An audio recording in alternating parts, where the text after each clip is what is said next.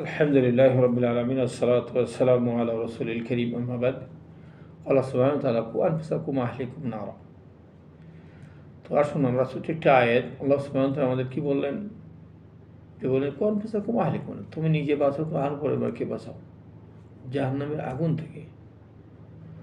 তাহলে এই যে নিজেকে আগে শিখতে হবে, বাঁচতে হবে, আপনি কীভাবে বাঁচবেন নিজেকে অবশ্যই শিখতে হবে। যে বিষয়গুলো একান্তই জানা দরকার আপনি আগে শিখেন, এরপরে সে প্রতিগুলো আমল করেন, জাহান্নাম থেকে নিজে আগে বাঁচান। এই যে তাওহীদের ইলমগুলো আপনি অর্জন করেন, কোরআন শেখেন, বিভিন্ন বিষয়ে হালাল হারাম আপনি শিখেন, জানেন, এরপরে আল পরিবারকে বাঁচান, এরপরে প্রতিবেশী আসে তাদেরকে বাঁচান। আপনি যদি সঠিকভাবে না শিখেন তাহলে কীভাবে বাঁচাবেন? আসুন, কোনো ব্যক্তিগতভাবে কারো প্রতি আক্রোশ থাকতে পারে, অপছন্দ হতে পারে, কিন্তু আপনি তার কাছ থেকে সঠিক কথাগুলো শেখার চেষ্টা করবেন, শিখবেন। তাকে পছন্দ না, তার কথাগুলো দেখেন, সঠিক কথা হলে আপনি গ্রহণ করবেন, শিখবেন, বাঁচবেন। আপনি কার সঙ্গে আপনি হাসাদ হিংসা পোষণ করছেন, দেখতে হবে ওই ব্যক্তি কেমন। হাসাদ এটা তো নিষেধ, কিন্তু আপনি হাসাদ করতে পারবেন কখন? ওই ব্যক্তি বেশি বেশি কোরআন পড়ে, আরে আমি তার থেকে একটু বেশি পড়বো, আপনি হাসাদ করেন, তাতে আমলের দিক থেকে আপনি আরও তার থেকে বেশি করার চেষ্টা করেন। এটা হাসাদ না, এটা হলো প্রতিযোগিতা। সে এত কিছু করে, সে বিভিন্ন জায়গায় দাওয়াতের কাজ করে, আমি কয়টা করি, আমি তার থেকে বেশি করবো, আপনি হাসাদ থাকেন। কিন্তু আপনি আমলের দিক থেকেও তার থেকে পিছিয়ে থাকবেন, দাওয়াতের কাজেও পিছিয়ে থাকবেন, তার সমালোচনা করবেন না, এটা আপনি আরও ধ্বংসের দিকে চলে যাবেন। এগুলোর দিকে আমরা না যাই, আমরা ফিরে আসি। কোনো ব্যক্তির সাথে আমাদের কোনো নেই, ব্যক্তির সাথে আপনি কেন আক্রোশ করেন?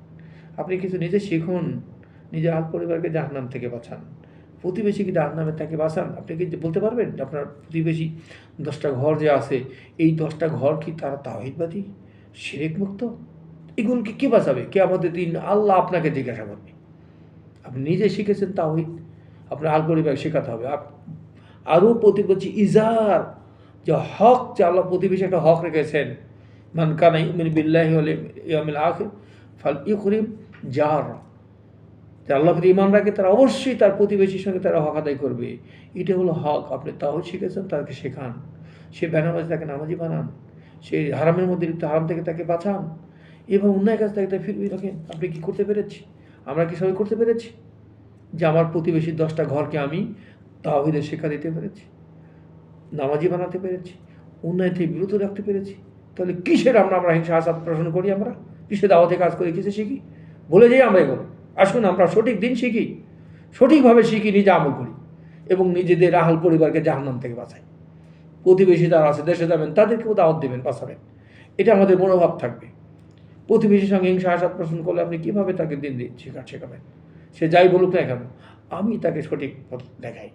আসুন ভাই, আমরা হাসাদ হিংসা ভুলে গিয়ে আমরা সঠিক দিন শিখি, আল্লাহকে ভালোবাসি, এবং আল্লাহর জন্য অন্যদেরকে ভালোবাসি। কেউ আমার ক্ষতি করলো, ওটা আমার দেখার দরকার নেই, আমি যেন কারো ক্ষতি না করি, এটাই মনোভাব রাখবেন।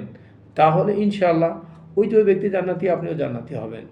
যে মান গাসানা, যারা ধোকা দেয় না, ওলা হাসাদান ওলা গাসান, এই হিংসা পোষণ করে না, ধোকা দেয় না, তাহলে আপনি জান্নাতে তাকে হতে থাকবেন। আসুন আমরা এই সিফাতগুলো নিয়ে আসি, এবং আমরা এগুলো ভুলে যাই, মন্তব্য থেকে বিভিন্ন নেতারা ফিরে আসি, এবং দোয়া করি আল্লাহর কাছে, আল্লাহ যেন আমাদের সবাইকে হিংসা হাসাদ মুক্ত রাখেন, এবং সবাইকে যেন সঠিক দিনের বুঝদান করেন, দিনের প্রতি চলার তৌফিক দান করেন, নিজেকে সঠিকভাবে ইলম অর্জন করার, এর প্রতি আমল করার, এবং সাথে সাথে এইটাকে প্রসার করা, দাওয়াতি কাজের জন্য আল্লাহ আমাদের সবাই দায়ী হিসাবে কবুল করেন। বারাকাল্লাহু ফিকুম, জাযাকুমুল্লাহু খাইরান। আসসালামু আলাইকুম ওয়া রাহমাতুল্লাহ।